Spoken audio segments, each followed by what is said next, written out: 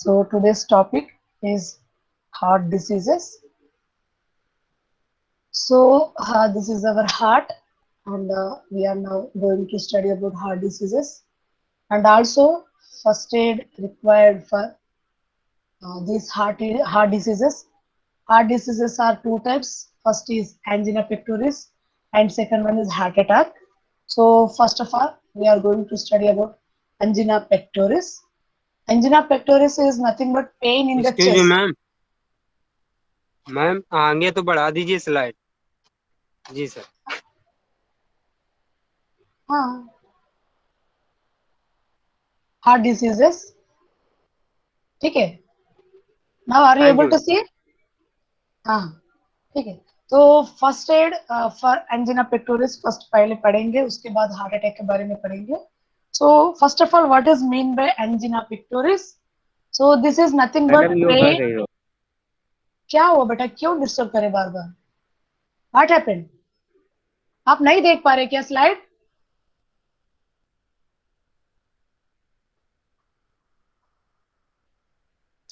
So heart disease में to types है, heart angina pectoris and heart attack. So in this angina pectoris is nothing but pain in the chest. The pain is of short duration and is relieved by rest. Angina pectoris का मतलब ये है कि chest में pen आना है और इसका जो पेन जो सिम्टम है वो बस शॉर्ट ड्यूरेशन का है। उसके बाद अगर रेस्ट करेंगे तो उसके बाद वो रिलीव हो जाएगा। Pain of cardiac origin without coronary thrombosis, बोले तो ये कार्डियक रीजन में पेन आता है मगर without coronary thrombosis. What is mean bye thrombosis? Thrombosis is nothing but blood clots which block veins or arteries. Thrombosis is nothing but blood clots, ठीक है। वो ब्लॉक करेगा वीन्स और आर्टरीज को ब्लॉक करेगा, उससे थ्रोम्बोसिस, उसको क्या बोलते हैं? Thrombosis. But this angina pectoris is not blood clot, this is only the pain in the cardiac origin, ठीक है। This is only the pain in the cardiac origin. It occurs due to spasm narrowing of coronary arteries. बोले तो इसमें clots, completely clots नहीं आता है, इसमें narrowing of coronary arteries, ये जो आर्टरीज जो है वो श्रिंक होना, वो नैरो हो जाना, and it can not supply blood to the heart. So इसमें ब्लड जो है हार्ट को सप्लाई बंद कर देती है, तो ये नैरोइंग ऑफ कोरोनरी आर्टरीज से it can not supply blood to the heart, इससे हमको पेन हो जाती है, पेन इन द चेस्ट, ठीक है। So this is a short duration pain and it can be relieved by the rest, ठीक है। So next is signs and symptoms. So what are the signs and symptoms of this angina pectoris? तो signs and symptoms में chest pain हम पहले बताए, इसमें पहला symptom ये है कि चेस्ट पेन आता है, radiating to the left shoulder and left arm. What is mean by radiating? बोले तो ये ट्रैवल करना, ये जो पेन जो है ये पेन जो है ट्रैवल करके लेफ्ट शोल्डर में एंड लेफ्ट आर्म तक पहुंच जाएगा, ठीक है। So this chest pain is coming from the pain is coming from the chest and it is traveling to the left shoulder and left arm. So that is called radiating. Next is pallor cyanosis. This pallor cyanosis is nothing but the bluish color in our skin, the bluish color in the skin and also in the mucous membrane also. Sometimes it may be seen in the fingers and hands, ठीक है। सो ऐसा जो bluish colour जो आती है that is called pallor cyanosis. Next is rapid and shallow respiration, बोल तो breathing में प्रॉब्लम आ जाना, ब्रीथिंग में भी inhibited by pen.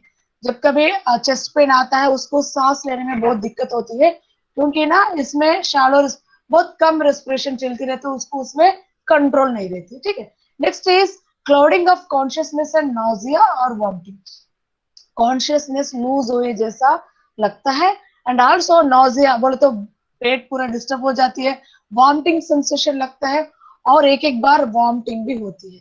So these are the signs and symptoms. पहले चेस्ट पेन आता है and this pain will travel from the chest to the left shoulder and left arm, and pallor cyanosis ऐसा हाथों में जो है ऐसा कलर चेंज जैसा दिखता है, and also next is rapid and shallow respiration, breathing में भी प्रॉब्लम आ जाता है। आप कभी भी साइंस एंड सिम्टम्स पढ़ते टाइम में चेस्ट पेन आया पेशेंट आपके सामने दिखना चाहिए, then you can understand without study also you can write in the examination, ठीक है। Next is clouding of consciousness, इतना पेन जो आती है उसको कॉन्शियस लूजिंग हुए जैसा लगता है, एंड पेट में भी थोड़ा बहुत वॉमिटिंग आए जैसा सेंसेशन होता है, एंड ऑल्सो देयर में बी वॉमिटिंग ऑल्सो, ठीक है। सो अब अगर ऐसा आया है, सो ये प्रॉब्लम अगर आया है, साइंस एंड सिम्टम्स हमको समझ में आया है, तो नेक्स्ट हम क्या करते हैं, फर्स्ट एड पे चले जाते हैं। फर्स्ट एड में क्या करना है, जो भी फर्स्ट एड देते हैं तब पहली बात तो हम रीअश्योरेंस पेशेंट को देना कभी नहीं भूलना है। स्नेक बाइट में भी लेके जाओ, हार्ट डिसीज में भी लेके जाओ, बर्न्स में कुछ भी प्रॉब्लम आया, एक्सीडेंट भी हो गया है, तो हम कभी भी पहले पेशेंट को you have to reassurance of the patient, उसको तसल्ली देना, कॉन्फिडेंस लेवल्स उसके बढ़ाना, आपको कुछ नहीं होगा, बस थोड़ा सा प्रॉब्लम है ये क्लियर हो जाएगा, ठीक है। ऐसा हम उसको प्रॉब्लम क्लियर कर सकते हैं। ये पेशेंट मस्ट सिट और ले डाउन, उसका पेशेंट का प्रॉब्लम के अकॉर्डिंग हम पेशेंट को उसको बिठा सकते हैं और उसको सुला सकते हैं अच्छी तरह से। इफ देर इज वॉमिटिंग, अगर पेशेंट को वॉमिटिंग भी हो रहा है, he should be placed in recovery position, हम इससे पहले बताए थे रिकवरी पोजिशन, वो पोजिशन में उसको सुलाना है, ठीक है। Next what you have to do, clothes must be loosen, ये देखो यहाँ पर एक्टिव कर रहा है कि क्लोज थोड़ा बहुत ये गले में जो है ऐसा थोड़ा बहुत सिला के उसको immediately clothes must be loose कर देना है उसको। If the patient has tablet, अगर उसका पेशेंट के पास अगर टैबलेट्स है, हम उसको पूछ सकते हैं, अगर आपके पास पेशेंट्स है, आपके पास अगर टैबलेट है तो प्लीज आप उसको ले सकते हैं, क्योंकि ना वो टैबलेट लेते हैं उसका पेन जो है वो कम हो सकती है, ठीक है। नेक्स्ट हमको क्या करना है, इमीडिएटली मेडिकल हेल्प के लिए चले जाना है, क्योंकि ना this is very important point. जो भी फर्स्ट एड हम इमीडिएटली हमको करना है वो करना है, उसके बाद इमीडिएटली उसको लेके जाना है, रीअश्योरेंस करना है, उसको सिटिंग या लेइंग डाउन में उसको पोजिशन में रखना है, अगर वॉमिटिंग्स हो रहे हैं तो रिकवरी पोजिशन रखना है, उसके बाद उसका थोड़ा कपड़े लूज करना है, अगर टैबलेट है तो ग्लिसराइल ट्राइनेटेड बोल के टैबलेट्स आते हैं, ये बहुत चीप एंड बेस्ट वाला टैबलेट है, ये चेस्ट पेन जो भी आता है वो इसको टैबलेट ले सकते हैं, उसके बाद इमीडिएटली हम उसको हॉस्पिटल लेके जाना है, उससे क्या उसका बेनिफिट हो जाएगा, ठीक है। So this is about your angina pectoris. Angina pectoris का एक्चुअली ये प्रॉब्लम क्या है, क्यों आता है, how it is occur, and what are the signs and symptoms, and what should be done for this angina pectoris, ठीक है। Next is next B is heart attack. Heart attack में क्या है, it may be myocardial infarction or coronary thrombosis, it is also with the two types, ठीक है। coronary thrombosis में भी आ सकती है, myocardial infarction भी आ सकती है। in this case हम इससे पहले बताए thrombosis मतलब एक clot forms in a diseased coronary artery, जो coronary arteries है आपको पता है, हार्ट का जो शेप है आपको उसमें वो चैम्बर्स क्या है आपको पता होगा, ठीक है। सो ये डिसीज्ड coronary artery में जो है क्लॉट, इससे प्रॉब्लम आ जाती है, that is called coronary thrombosis. Next is it produces damage and death to a portion of heart muscle, that is called myocardial infarction. This is not death of a patient, ठीक है, it produces death to a portion of heart muscle, ठीक है। You have to understand बेटा, ये death बोल दिया madam सब patient death हो गया, इसका मतलब इसका मायोकार्डियल इंफेक्शन बोल के नहीं समझ लो, ठीक है। सो अगर ऐसा क्लॉट आ गया है डिसीज कर्नर आर्टरी में, तो इसका नेक्स्ट स्टेज ये है कि इट प्रोड्यूसेस डैमेज। डैमेज कहाँ होता है, the portion of heart muscle damage भी कर सकती है और कंप्लीट को उसको डेथ भी कर सकते हैं, ठीक है। सो ऐसा अगर वो थोड़ा बहुत पार्ट में जो है ये जो पोर्शन ऑफ हार्ट मसल में ऐसा हुआ है problem, that is called myocardial infection, ठीक है बेटा। So are you clear with the myocardial infection coronary thrombosis? So it is this myocardial infection is followed by coronary thrombosis. बोले तो heart attack में पहला सिम्टम ये है कि हाँ हाँ बेटा बताओ बेटा। Some students are requested for joining the class. Requested for? Join the meeting. तो यहाँ पर तो कोई है नहीं, अच्छा बना है, ठीक है। So next is, so please don't disturb your class, you have to come as soon as possible, ठीक है। so in this heart attack में पहला तो coronary thrombosis, ठीक है। this myocardial infarction is followed by coronary thrombosis, पहला thrombosis clot आ जाएगा, clot से जो है ये दिस इज कॉर्नर आर्टरी में क्लॉट आ जाएगा, ये क्लॉट जो है पूरा डैमेज कर देगा और डेथ भी कर देगा, where a portion of heart muscle is called myocardial infraction. हम बार बार रिपीट क्यों करते हैं, हम एक बार एक्सप्लेन करने के बाद आपको समझ में आ जाना चाहिए, उसके बाद हम रिपीट करते टाइम पे हमारे साथ आपको बोलना चाहिए, तो आपको समझ में आ जाएगा, मुंह बंद करके कभी भी नहीं बैठना, ठीक है बेटा। सो हम क्लास में भी ऐसे करते हैं ऑफलाइन क्लास में, ठीक है। सो पहले थ्रोम्बोसिस आ जाते हैं, उसके बाद उसका प्रॉब्लम ये जाके इफेक्ट हो जाके मायोकार्डियल इंफेक्शन के भी प्रॉब्लम हो जाते हैं। So what are the signs and symptoms for this heart attack? पहले तो sudden onset of severe crushing central chest pen,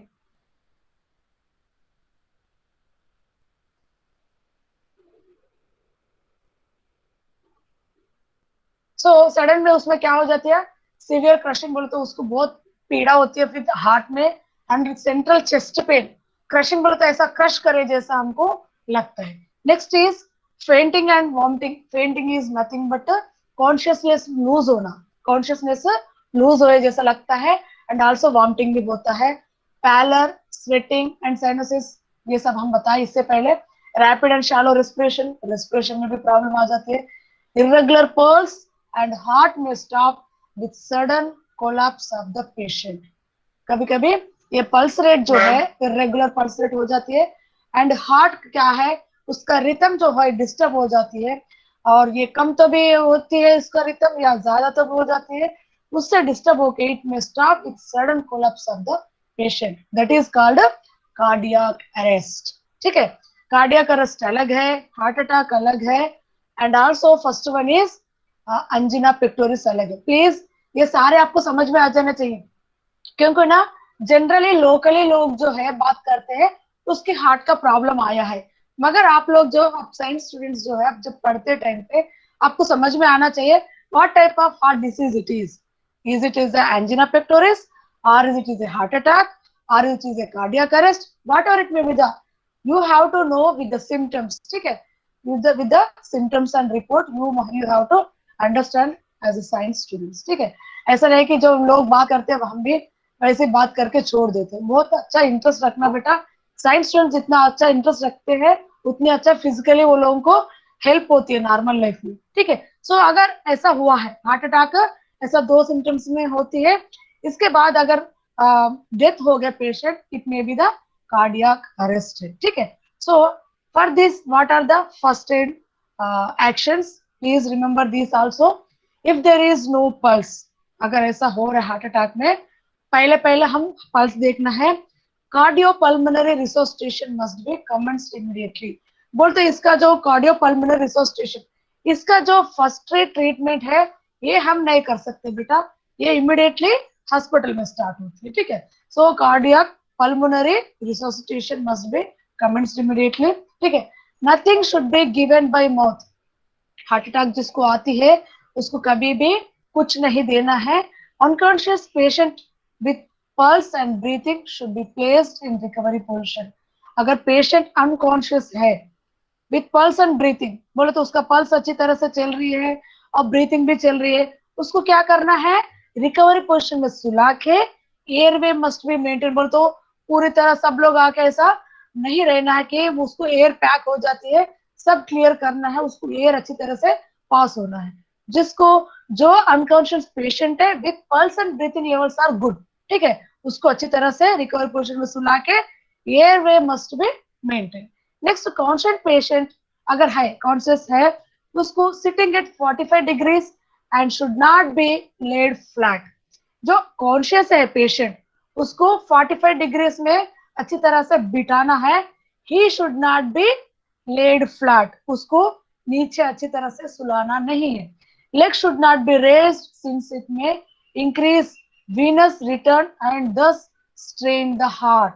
legs कुछ कभी कभी हार्ट प्रॉब्लम में लेग्स को भी हम ऊपर उठा के, एक रेमेडी है नॉर्मल पीपल भी करते हैं, अगर कोई अनकॉन्शियस पेशेंट अगर गिर गया है तो उसका लेग्स ऊपर उठाते हैं, कि क्योंकि ना हमारे थैस में जो है सेकंड हार्ट जैसा हमारा काम होती है, उस पंप को जो है एक्टिवेट करने के लिए वो काम करते हैं। मगर अगर कॉन्शियस पेशेंट है उसको जो है 45 डिग्री में बस सिटिंग पोजिशन में रखना है. He should not be laid down in the flat, and also you should not legs should not be raised, क्योंकि ना अगर लेग्स अगर रेज करेंगे तो वीनस जो ब्लड जो है, वीनस में ब्लड जो है वो रिटर्न आके हार्ट को स्ट्रेन करेंगे. Next you have to do what is that, clothes must be loosen. हम इससे पहले इसमें दिखाए हैं पीछे वाला स्लाइड में. Clothes must be loosen. Limited movement should be there. जो हार्ट पेशेंट को जो है उतनी ज्यादा ऊंचा मूवमेंट्स नहीं करना है. And also you should have to medical help must be summoned immediately. उसके बाद उसको मेडिकल हेल्प के लिए इमीडिएटली लेकर जाना है. अब आप देखेंगे तो अंजिना पेक्टोरिस में हार्ट अटैक में कुछ डिफरेंस नहीं रहती है. Symptoms are also maximum to maximum same रहता है. Signs and symptoms first aid में भी मैक्सिमम टू मैक्सिमम सेम ही रहता है. मगर ये हार्ट अटैक पोजीशन में जो है, ये पोजीशन में कभी कभी ये पेशेंट जो है कभी अनकॉन्शियस भी रह सकता है, कभी कॉन्शियस भी रह सकता है. इसमें वो प्रॉब्लम नहीं रहता है. बस ऊपर का जो प्रॉब्लम्स है हम देख सकते हैं. यहाँ पर जो है पेशेंट जो है अनकॉन्शियस में भी जा सकते हैं, कॉन्शियसनेस में भी जा सकते हैं. And here the more important point in this heart attack is leg should not be raised. ठीक है, ये पॉइंट एक आपको लिखना है. जब पढ़ते टाइम पे ऐसा क्लियर कटली आपको समझ के पढ़ेंगे ना तो आपको इमीडिएटली समझ में आ जाती है उसमें और इसमें हार्ट अटैक में एंड एंजिना पेक्टोरिस में एक्चुअली प्रॉब्लम क्या है. और कार्डियक अरेस्ट बोले तो मीनिंग क्या है, कार्डियक अरेस्ट कब हो सकती है, कार्डियक अरेस्ट कब बोलते हैं. ठीक है, तो इसके साथ आपका ये स्लाइड भी अच्छी तरह से समझ में आया होगा. ठीक है, आया है समझ में what is mean by angina pectoris and what is mean by heart attack. ठीक है, so next is you have to go for the stroke. So in this stroke is at the point where you have to understand is stroke is not in the heart position, it is in the brain stroke. ठीक है, it is a brain stroke. It occurs due to cerebral hemorrhage or due to thrombosis. ठीक है, so इसमें blood clot होने से और blood बहुत ही अच्छा खराब होने से इसमें सेरेब्रल ब्लड वेसल्स में आने से ये ब्रेन स्ट्रोक आता है. It occurs due to impaired blood supply to brain. अगर ब्लड सप्लाई अच्छी तरह से नहीं होती है तब भी ये प्रॉब्लम आ जाते हैं. And also due to increased pressure. बोले तो ये ज्यादा से ज्यादा प्रेशर भी आएंगे ना तब भी ये स्ट्रोक आ सकती है. सो इम्पेयर्ड बोले तो बहुत कम ब्लड प्रेशर, बोले तो ब्लड बहुत कम आना है. वो तो इम्पेयर्ड बोले तो यहाँ पर कुछ गड़बड़ है. इम्पेयर्ड का मतलब आप समझनी चाहिए. ठीक है, so blood supply to the brain and increase the pressure and also with the haemorrhage और thrombosis of cerebral blood vessels. ये सेरेब्रल ब्लड वेसल्स में जो है ये क्लॉट्स जब कभी आता है तब भी स्ट्रोक आती है. ठीक है, हम इससे पहले बताया कि थ्रोम्बोसिस मतलब क्या है. हेमरेज और thrombosis are same. It will occur in the cerebral blood vessels. Cerebral blood vessels में जब कभी क्लॉट्स बनती है तब ये स्ट्रोक आती है. And also impaired blood supply. Blood बहुत कम में आती है ब्रेन में तब भी ये स्ट्रोक आती है. Due to increased pressure. Increased pressure में जब सप्लाई होती है तब भी स्ट्रोक आती है. क्लियर बेटा? There is loss of function of the affected area. ऐसा प्रॉब्लम आने से वहां पर फंक्शन जो है इफेक्ट होती है. Signs and symptoms depends on the area which is damaged. ठीक है, so the signs and symptoms ये एरिया से मतलब होती है. ठीक है, जो साइंस एंड सिम्टम्स हो है ये it will depends on the area which is damaged. ठीक है, सो इन दिस क्या होता है, स्पीच में भी अफेक्टेड. स्पीच में थोड़ा प्रॉब्लम आ जाती है. देयर में भी पैरालिसिस ऑफ वन और मोर लिम्स. लिम्स में जो है पैरालिसिस भी हो सकती है. लिम्स मतलब आपका पैर एंड लेग्स एंड हैंड्स. ठीक है, लिम्स में पैरालिसिस भी आ सकती है. ऑल्टर्ड कॉन्शियसनेस और कोमा इज कॉमन. ऐसा अगर स्ट्रोक आ गया सो ऑल्टर्ड कॉन्शियसनेस बोले तो वो सही तरह से कॉन्शियसनेस में नहीं रहते हैं और कोमा में भी चले जा सकते हैं. ठीक है, सो वैसा इसका सिम्टम्स में हम देख सकते हैं. And also disorientation and difficulty with speech. Disorientation बोल तो जहां पर काम सही तरह से करना है वो पूरा डिस्टर्ब हो जाना, ठीक है। नेक्स्ट वीकनेस और पैरालिसिस, वो वीक होते हैं और पैरालिसिस भी आ जाएंगे। लॉस ऑफ बैलेंस, अपने आप में कॉन्फिडेंस नहीं रहते, बोले तो बैलेंस बोले तो अपने आप को संभाल नहीं पाते हैं। हेडेक भी होता है बहुत तेज से, कोमा में भी चले जा सकते हैं। Do you know the meaning of coma? पूरा बॉडी अपने आप सही रहती है मगर ब्रेन नहीं काम करने से वो अपना जो बॉडी पार्ट्स जो है वो कुछ काम नहीं आ सकते। अपना बॉडी में जो है नर्व्स रहते हैं, इम्पल्स नर्व सिस्टम रहती है। अपना ब्रेन जो है सिम्टम्स अपने बॉडी में वो इम्पल्स नर्व्स जो है उसके अकॉर्डिंग से उसके थ्रू सिम्टम्स जो है सिग्नल जो है ये ब्रेन से जो है सिग्नल्स ऐसे हमको पास होते हैं ब्रेन से बॉडी में। ये ब्रेन में अगर स्ट्रोक आ गया है ये सिग्नल्स देना ब्रेन बंद कर देती है और बॉडी में कुछ भी मूवमेंट नहीं होती है। That is called coma. कुछ भी मूवमेंट्स नहीं होते वो सुन भी नहीं सकती है, बात भी नहीं कर सकते हैं, हाथ पैर हिला भी नहीं सकते हैं, ठीक है। कुछ भी सिम्टम सिग्नल्स यहाँ से ब्रेन में बॉडी में नहीं पहुंचती है, तो that is the condition is called coma. So next is incontinence. Incontinence is nothing but lack of control on urination and defecation. बोल तो जो टॉयलेट जाना पॉटी जाने में उसको कंट्रोल नहीं रहती है, अपने आप से वो हो जाती है बॉडी में, वो बोल नहीं पाते हैं और वो टाइम के अकॉर्डिंग कर नहीं पाते। Incontinence is nothing but, please write some word का मीनिंग आप लिख के रखेंगे तो पढ़ते टाइम पे आपको अच्छी रहेगा। यहाँ पर तो हम नहीं लिखते, ठीक है। So incontinence is nothing but lack of control over urination and defecation and unequal pupils. अपना प्यूपल्स जो है एक आंख एक जैसा एक आंख एक जैसा, वो भी मूवमेंट भी बहुत डिफरेंट रहती है। So these are the signs and symptoms of stroke.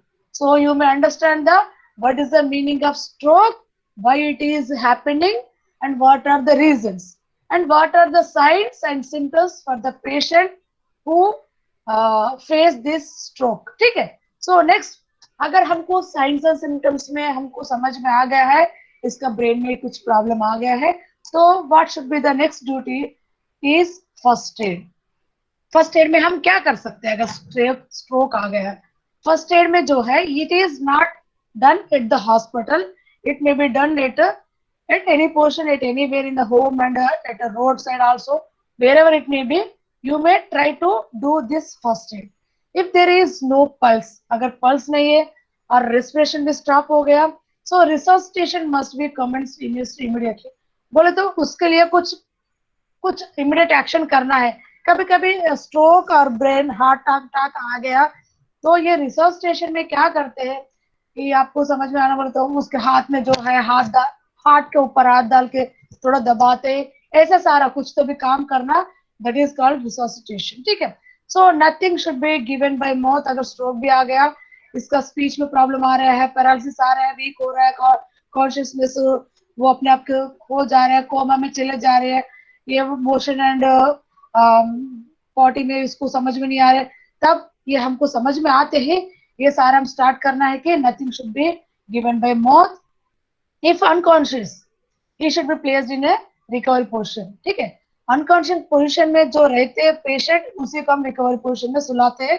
Even in the heart attack में भी अनकॉन्शियस पोजीशन में, अनकॉन्शियस में जो पेशेंट रहते हैं उसको रिकवरी पोजीशन में सुलाते हैं, even in the brain stroke also, ठीक है। Next is clear airway must be maintain, it is also done in the heart attack position, ठीक है, and also in the stroke position. Airway must be cleared.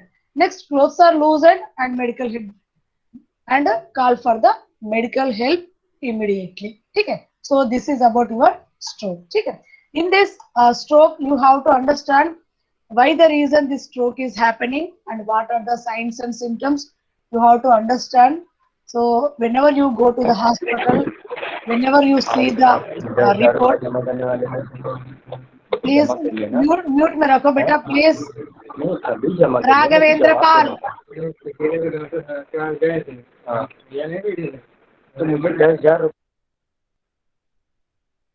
So whenever you see the report, you have to understand what are the reasons why the patient is in unconscious in position. So you have to try to understand the report. ठीक है? So these are ऐसे हमको report में मिलता है. ठीक है? Balance जमा करिए 10,000 रुपए अभी. ठीक है, बिना बैलेंस जमा कर अगर आप नहीं करोगे तो हम दवा नहीं दे पाएंगे. प्लीज राघवेंद्र पाल म्यूट में रखो.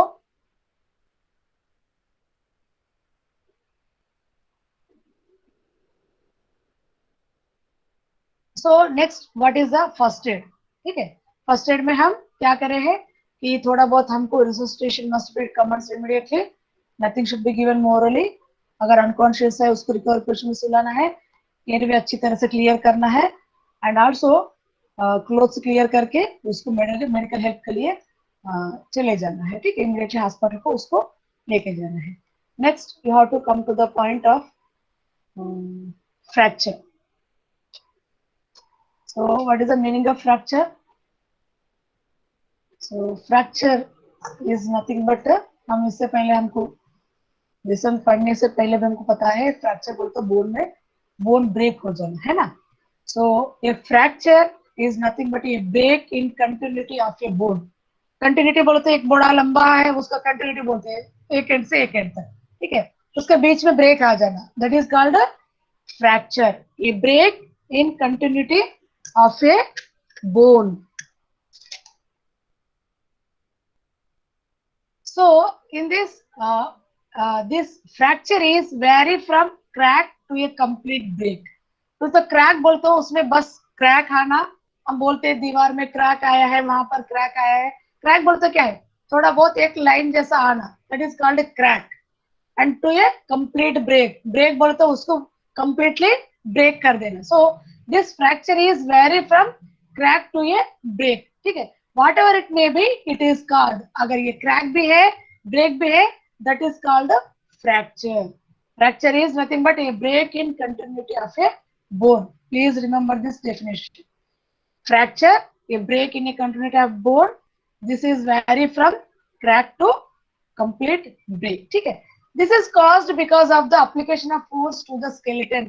skeleton में क्या रहती है, पूरे बोन्स तो रहते हैं. ठीक है, सो उस स्केलेटन के ऊपर अगर कुछ तो भी फोर्स आया है, फोर्स बोलते क्या है, एक्सीडेंट होते हैं तब भी कुछ उसके ऊपर फोर्स आके लग जाती है, गिर गए हैं उसके ऊपर फोर्स लग जाती है. So it will be occurred by the application of force to the skeleton. But this force is फिर से टू टाइप्स है, this is direct and indirect on the skeleton. अगर ये फोर्स डायरेक्ट है स्केलेटन के ऊपर, उसका मीनिंग अलग आती है, इनडायरेक्ट है उसका मीनिंग. अगर डायरेक्ट फोर्स है स्केलेटन के ऊपर, the bone breaks at the spot where force is applied. अगर डायरेक्ट फोर्स लग गया तो वहां पर बोन ब्रेक हो जाता है जहां पर फोर्स लग गया, spot where force is applied. ठीक है, so that is called direct force. Next indirect force में क्या होती है, the bone breaks at some distance from the spot of force is applied. Force apply होता है मगर वहां ब्रेक नहीं होती है, उससे थोड़ा दूर में somewhat डिस्टेंस में उसका ब्रेक होती है, that is called indirect force. इसका एग्जांपल अगर हम देखना है तो fracture of collar bone due to fall on the outstretched hand. ठीक है, हम कभी कभी ऐसा उल्टा अगर हम गिर जाता है, जमीन के ऊपर अगर हम गिर जाते हैं तो हमारा आउटर स्ट्रेच्ड हैंड, ऐसा हैंड जो है स्ट्रेच बोलते ऐसा ट्विस्ट हो जाती है, ट्विस्ट होकर अगर हम गिर जाएंगे मगर वहां पर हैंड को कुछ नहीं होती है, वहां पर मार लग जाती है, मगर फ्रैक्चर कहाँ आती है, कॉलर बोन पे फ्रैक्चर आती है. So this is called indirect force. ठीक है, सो फ्रैक्चर है, फ्रैक्चर टू टाइप्स है. A fracture is a break in a continuity of bone है, so it will be caused by direct and indirect force onto the skeleton head. Direct force से जहां पर मार लगता है वहीं पर ब्रेक हो जाती है ब्रेक बोन, एंड इनडायरेक्ट में जहां पर मार लगती है वहां से थोड़ा दूर में हमको फ्रैक्चर दिखने लगती है. Fracture is nothing but crack और कंप्लीट ब्रेक. ठीक है, so what are the types of that fractures, इसमें टाइप्स है. So what are the types, types are closed fracture. First one is closed fracture. The bone is broken but the overlying skin is intact. That is called closed fracture. बोले तो अंदर bone break होती है मगर बाहर का जो skin जो है, अगर हाथ टूट गया समझो, उसमें बोन ब्रेक हो जाती है मगर ऊपर का जो स्किन जो है वो अटैच होके ही रहती है. Skin is in intact position में रहती है. This is called closed fracture. Open fracture. Open fracture में क्या होती है ना, the bone is broken, the bone is also broken and also yes break in skin. बोलते पूरी तरह से टूट के निकल जाना. जैसा कभी कभी ट्रेन एक्सीडेंट में ऐसा होती है. एक बार वो ट्रेन के नीचे अगर गिर गया, उसका फ्रैक्चर ऐसा होता है कि हाथ उधर गिर जाती है, पैर इधर गिर जाती है. ठीक है, that is called open fracture. एक क्लोज फ्रैक्चर जो है बाइक एक्सीडेंट में कहीं गिरने में उसमें होती है. अंदर का जो बोन है ब्रेक हो जाती है मगर ऊपर का जो स्किन है अच्छी तरह से रहती है. हमको दिखती है कि कुछ नहीं हुआ बोल के ही दिखती है पैर में और हाथों में. मगर जो ये ओपन फ्रैक्चर जो है पूरी तरह से कट हो जाना. ठीक है, ट्रेन एक्सीडेंट्स में ये देख सकते हैं, आपको समझ में आया होगा. Next complicated fracture. Complicated fracture में है injury to some internal structure. बोल तो जो है अगर हम गिर गया है, हाँ गिर गया है, देखो अगर हमारा एक्सीडेंट हुआ है, ब्रेन को मार लगा है समझो, बाइक एक्सीडेंट में जा रहे हैं, उसका सर नीचे गिर गया है, उसका इंजरी ब्रेन में हुआ है मगर ब्रेन का जो ऊपर का जो बोन स्ट्रक्चर है वो सही रहेगा मगर अंदर का जो ब्रेन है वो इफेक्ट हो जाएगा. That is called internal structures. And also कभी कभी इंटरनल स्ट्रक्चर्स में ब्लड वेजल्स पे इफेक्ट हो जाती है, नर्व्स भी इफेक्ट हो जाती है, लंग, हार्ट, लिवर, ये सारे कुछ जहां हमको मार लगती है वहां पर जो अंदर का जो ऑर्गन्स है वो भी प्रॉब्लम होना. That is called complicated fracture. Injury to some internal structure. Internal structure associated with the blood vessels, nerve, lungs, heart, liver, brain, ये सारे आ जाते हैं. ठीक है, नेक्स्ट कम्युनिटेड फ्रैक्चर. इसमें मीनिंग क्या है, ये कम्युनिटेड बोले तो क्या है, पार्टिकल्स पार्टिकल्स बन जाना. कम्युनिटेड बोले तो पार्टिकल्स बोले तो बहुत छोटे छोटे टुकड़े में जाना. This is called comminuted fracture. ये bone is broken into several fragments. बोले तो बहुत चूरा चूरा बोलते हैं ना, वैसा पूरी तरह से ब्रेक हो जाना. ठीक है, वो फिर ज्वाइन करने में भी दिक्कत हो जाती है, ऐसा होना. That is called comminuted fracture. Next is impacted fracture. Impacted fracture में जो है broken ends are driven into another one another. ये तो बहुत ही डेंजर होती है इम्पैक्टेड फ्रैक्चर में. अगर ये जो बोन है ब्रेक हो जाती है मगर वो जो ब्रेक होती है उसका एंड जो है दूसरे उसमें घुस जाना. ठीक है, अगर वो बोन जो है ब्रेक हो गया है उसका वो निकल के दूसरे ऑर्गन में या दूसरे स्किन में निकल जाना. That is called impacted fracture. Next is depressed fracture. So it will occur in the skull bone where the broken part of the bone is driven inwards. ये भी वही है मगर ये जो है बॉडी में होती है और ये जो है ब्रेन में होती है. ब्रेन में क्या होती है, skull bone where the broken part of the bone is driven inwards. अगर ब्रेन का जो स्कल का बोन है अगर वो टूट गया, वो टूट के अंदर अगर निकल गया तो it will enter into the direct brain. अगर ब्रेन में एंटर हो गया तो बहुत ही प्रॉब्लम हो जाती है. दीदी, the brain is complicated organ. ठीक है, कॉम्प्लेक्स ऑर्गन है, उसका अगर कुछ प्रॉब्लम हो गया तो हम कुछ भी नहीं कर सकते. So that is called depressed fracture. ठीक है, next is green stick fracture. इसमें क्या है, ज्यादातर ये चिल्ड्रन में होती है. The bone may be break and bend without completely breaking. उसके अंदर चिल्ड्रन के अंदर क्या होती है, द बोन, उन लोगों के अंदर बोन बहुत सॉफ्ट रहती है, वो बोन ब्रेक होती है और थोड़ी बहुत बेंड होती है बट विदाउट कंप्लीटली ब्रेकिंग. मगर ऊपर से जो दिखती है वो जैसा कि इंटैक्ट स्किन का जो है क्लोज्ड फ्रैक्चर जैसा होती है मगर इसमें जो है बोन ब्रेक होके बेंड होती है, इसमें पूरी तरह ब्रेक नहीं होती है, कंप्लीटली ब्रेक नहीं होती है. ये बोन जो है क्योंकि ना वो लोगों का बहुत सॉफ्ट बोन रहती है, वो क्या हो जाता है ब्रेक होके बेंड होती है मगर कंप्लीटली ब्रेकिंग नहीं होती. So that is called green stick fracture. बोले तो ग्रीन स्टिक जैसा पूरा ब्रेक नहीं होती है, स्टिक जो है वो सूखा है, वो जल्दी ब्रेक होती है। जो ग्रीन स्टिक बोले तो वो सूखा नहीं है, कच्चा है स्टिक, वो ऐसा बेंड होती है, वैसे ही बोन ब्रेक होगी। ठीक है। So next are symptoms of fracture. So these are the types of fractures. With these types of fractures, what are the symptoms we can see? ठीक है, what are the symptoms we can feel? Actually, symptoms are the feelings of the patient. ठीक है. So first one is deformity. So first one is deformity. The limb may assume unnatural position. अगर ऐसा अगर आप में limb में जो है, लिम्ब बोलो तो हाथ भी आ सकती है, पैर भी आ सकती है। It can B unnatural position, बोलो तो उसका पोजिशन जैसा रहना वैसा नहीं रहना, उसका कुछ ब्रेक हुआ है, उसका थोड़ा प्रॉब्लम है, उससे वो पोजिशन थोड़ा बहुत चेंज होती है। हाथ का थोड़ा ऐसा टेढ़ा होकर रखना, पैर थोड़ा टेढ़ा जैसा रख के चल। ठीक है। Next is irregularity, irregularity of bone like sharpness और बम्प। बोलो तो उसका शार्पनेस जो है, बोन लाइक शार्पनेस और बम्प, शार्पनेस बोलो तो एंड, वो पूरा इरेगुलर होती है। Next is shortening, one limb में be shorter than the other. ठीक है। शॉर्टनिंग बोलो तो उसका बोन फ्रैक्चर होकर उसका कुछ प्रॉब्लम आया है, इसलिए चलते टाइम पे जो अगर पैर में किसी को मार लग गया, वो चलते टाइम पे कैसा चलता है, थोड़ा टेढ़ा टेढ़ा चलता है। उसका मीनिंग क्या है, एक लिम्ब जो है शॉर्टर होगा दूसरे लिम्ब से कंपेयर करें तो। ठीक है। Next is swelling. Edema is also nothing but swelling and bleeding from small blood vessels produce swelling.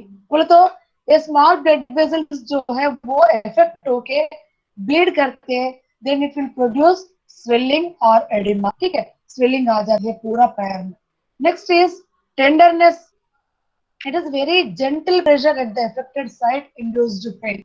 Tenderness मतलब जैसा टेंडन्स के ऊपर इफेक्ट होती है, उसके ऊपर प्रेशर आ जाती है, the effect side induces pain, उससे हमको क्या हो जाते हैं ना, उसको पेन फील होती है। जेंटल प्रेशर अगर उसके ऊपर इफेक्ट हुआ है, इफेक्टेड पार्ट के ऊपर जो थोड़ा भी प्रेशर होता है, उससे हमको पेन होती है, that is nothing but tenderness. Next is unnatural movement. The patient tries to move a limb in a position of unnatural movement में, tries to move a limb, the bone moves at the fracture and not at the joint.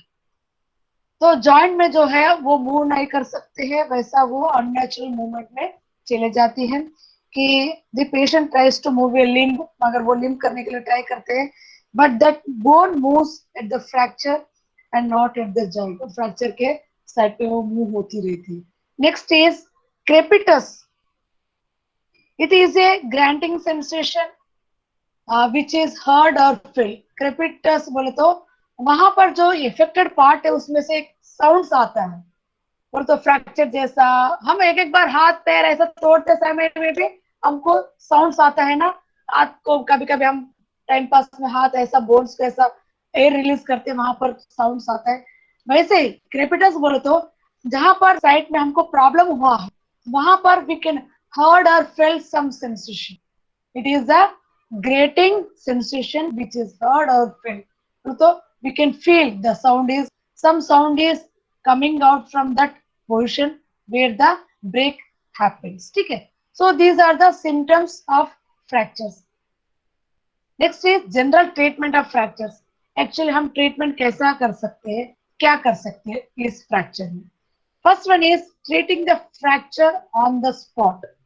First हम क्या करते हैं, this is nothing but the first aid. ठीक है, treating the fracture on the spot, the patient should not be moved until the injured parts are immobilised. बोलो तो अगर fracture हुआ पेशेंट को, उसको जल्दी से हम मूव नहीं कर सकते हैं, उसको थोड़ा बहुत बचा के रखना है। इंजर्ड पार्ट्स आर इमोबिलाइज्ड, जहां पर भी ब्रेक हुआ है, फ्रैक्चर हुआ है, वहां पर थोड़ा बहुत उसको बचा के रख के पेशेंट को हम मूव कर सकते हैं। मगर वहां पर जहां पर उसको मार लगा है, वहां पर जॉइंट है, वहां पर थोड़ा सावधान रहना पड़ता है, unless there is immediate danger to life. क्योंकि अगर वहां हम हिलाएंगे, वहां पर हिलाएंगे तो immediate danger to the life also it may happen, ठीक है। Haemorrhage and severe injury must be attend to before treating fractures. बोले तो हम इससे पहले बताए haemorrhage is nothing but clot and severe injury must be attended first. ये clot को पहले क्लियर करना है एंड सीवियर इंजरी की फर्स्ट हम देखना है, then only we can treating the fracture. उसके बाद हम फ्रैक्चर को ट्रीट कर सकते हैं। इसका मतलब है हम फर्स्ट एड में क्या करना है, पेशेंट को हम मुंह ज्यादा सा नहीं करना है, जहां पर उसको प्रॉब्लम है उसको वहां पर वो अच्छी तरह से बचा कर रखना है, क्योंकि ना it may be leads to the death also patient का, उसका लाइफ कभी डेंजर आ सकती है। उसके बाद अगर फर्स्ट वन हमको अगर ट्रीट करना है, फर्स्ट हेमरेज पहले क्लॉट सीवियर करके, सीवियर इंजरी फर्स्ट हमको क्लियर कर। सीवियर इंजरी बढ़ते क्या है, शायद वहां से पूरा ब्लड खून बहती आ रही है, उसको पहले बांध दो, ब्लड बाहर आने से बचाओ, उसके बाद हम फ्रैक्चर को ट्रीट करना है। Next is supporting the injured parts. अगर हमको फ्रैक्चर हो गया है, सपोर्ट करना है इंजर्ड को, जो फ्रैक्चर है, the injured parts must be steadied and supported to prevent movements. बोले तो हम अगर पेशेंट को अगर इधर उधर मूव करना ही है, it prevents further injury and bleeding. बोले तो उसको जो है जहां पर इंजर्ड पार्ट जो है उसको थोड़ा स्टडी रखना है, उसको सपोर्ट देना है to prevent movement and also it may be prevent further injury and bleeding. ऐसा अगर हम पेशेंट को बचा के रखेंगे, it prevents further injury and bleeding, it prevents the broken ends of the bones damaging blood vessels. अगर हम ऐसा पेशेंट को सावधानी से हम ट्रीट करेंगे, उससे क्या होते हैं ना, broken ends of the bones जो है उसको ज्यादा डैमेज होने से बचा सकते हैं, एंड आल्सो ब्लड वेसल्स जो भी है वो डैमेज होने से हम बचा सकते हैं।